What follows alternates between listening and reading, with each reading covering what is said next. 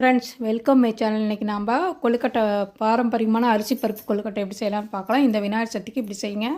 ஒரு கப்பு பச்சரிசி, ஒரு 1/4 கப்பு பாசிப்பருப்பு நல்லா கழுவிட்டு ஊற வச்சுருங்க. 1 மணி நேரம் ஊறினதுக்கப்புறம் ஒரு துணியில் தண்ணி எடுத்துகிட்டு உலர்த்திடுங்க. ஒரு 20 நிமிஷம் காய வைங்க. பொதுவே வெயில் வேண்டாம், வீட்டுக்குள்ளே ஃபேனில் காய வச்சுட்டு அதை ஒரு கடாயில் சேர்த்து நல்லா வறுத்து ஒரு ரவையாட்டை பொடி பண்ணிக்கோங்க. ரொம்ப நைஸாக வேண்டாம், ரவையான ஆகணும். அதை போதும். ஒரு கப்பு அரிசிக்கு ஒரு 3 கப்பு தண்ணி சேர்த்து ஒரு கடாயில் நல்லா கொதிக்க வைங்க. ஒரு ஸ்பூன் நெய், கொஞ்சம் உப்பு, சிட்டிகை சேர்த்து அது கூட சிம்மில் வச்சு நல்லா கலந்துக்குங்க. கட்டி இல்லாமல் நல்லா கலந்துக்கோங்க. இது கூட தேங்காய் துருவல் ஒரு கப்பு சேர்த்துக்கோங்க. ஒரு 1½ கப்பு வெல்லம், கொஞ்சம் ஏலக்காய் தூள் சேர்த்து நல்லா கலந்துக்கோங்க. அடுப்பு சிம்மில் வச்சுக்கோங்க. நல்லா கொழுக்கட்டை பிடிக்கிற அளவுக்கு இந்த மாதிரி நல்லா வந்துடும். இப்போ இது கொழுக்கட்டையாக பிடிச்சி வச்சுக்கலாம், அல்லது இந்த மாதிரி மோல்டு கிடைக்க கொழுக்கட்டை மோடு அது கூட வைக்கலாம். எப்படி உங்களுக்கு விருப்பமாக அப்படி வச்சுக்கலாம். ஒரு 10 நிமிஷத்தில் வந்துடும். சூப்பரான வித்தியாசமான பாரம்பரிய அரிசி பருப்பு கொழுக்கட்டை ரெடி ஆயிடுச்சு.